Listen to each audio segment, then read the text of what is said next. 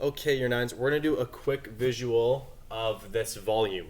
In the last video, I showed you that when you're converting volume, you want to multiply or divide by 1,000 each time. And so the example we're going to use here is we're going to convert 1 decimeter cubed is equal to a certain number of centimeters cubed. Whoops. And we know from the last slides that the answer should be 1,000, but let's prove why that is. So over here I have a centimeter cubed, over here I have a decimeter cubed, and we're trying to figure out how many of these little centimeters cubed could fit inside of this cubic decimeter.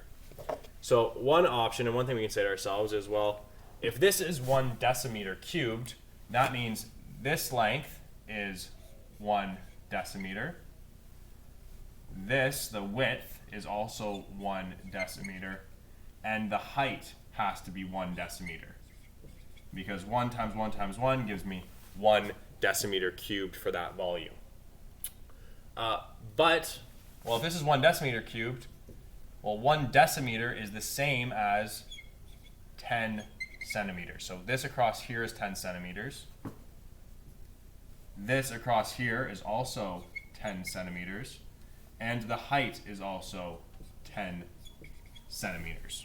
Just take a second to make sure that, yes, that makes sense to us, that the distance here, 1 decimeter, is the same as 10 centimeters, 10 centimeters, and 10 centimeters. So that means the volume of this, if I take length times width times height in centimeters, is going to be 10 centimeters times 10 centimeters times another 10 centimeters.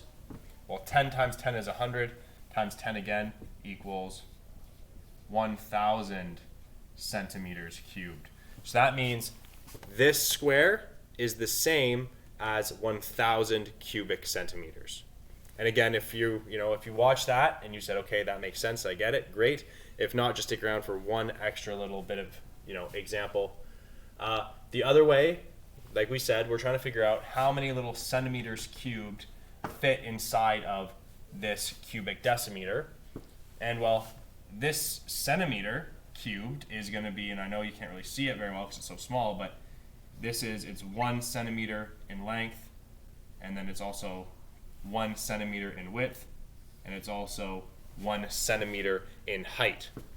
So if you think about this, and I know we don't have them in front of us, but that means across the front here, I could fit 10 of these little cubes. If I was trying to fit these cubes inside the box, I could fit 10 across the front. I could fit 10 more along the side, so I'd have a row of 10 by 10, which would give me, I'd have 100 little cubes around the base. And then I could fit 10 more cubes up the height. So I'd have 10 cubes by 10 cubes would give me 100, would lie flat inside this box.